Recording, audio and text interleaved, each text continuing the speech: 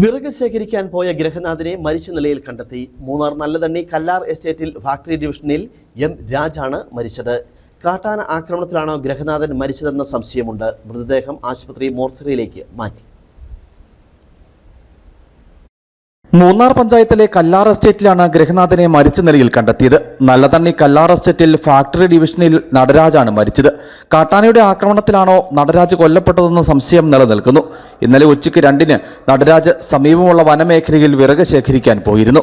വൈകിട്ട് 6 കഴിഞ്ഞിട്ടും തിരിച്ചെത്താത്തതിനെ തുടർന്ന് ബന്ധുക്കളും എസ്റ്റേറ്റ് തൊഴിലാളികളും വനമേഖലയിൽ പരിശോധന നടത്തിയപ്പോഴാണ് മൃതദേഹം കണ്ടെത്തിയത്. മൃതദേഹം സംഭവസ്ഥലത്തുനിന്ന് നീക്കാനുള്ള ശ്രമത്തിനിടെ പഞ്ചായത്ത് അംഗങ്ങളും രാഷ്ട്രീയ പാർട്ടി പ്രതിനിധികളും പ്രതിഷേധവുമായി എത്തി.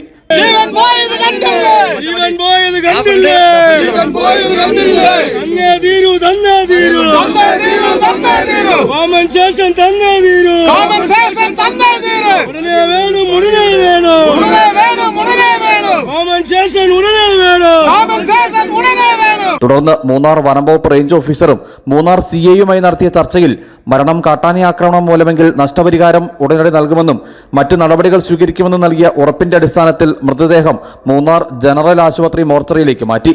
തേയിലത്തോട്ടത്തിൽ നിന്ന് വിരമിച്ച തൊഴിലാളിയാണ് നടരാജ്. പോസ്റ്റ്മോർട്ടം നടപടിക്ക് ശേഷം മാത്രമേ മരണകാരണത്തിൽ വ്യക്തത വരൂ. ഷർട്ടിൽ രക്തം കട്ടപിടിച്ച നിലയിലും കഴുത്തിന് പിന്നിൽ താഴ്ഭാഗത്ത് മുറിവുള്ളതായുമാണ് പ്രാഥമിക കണ്ടെത്തൽ. News bureau, Adimali.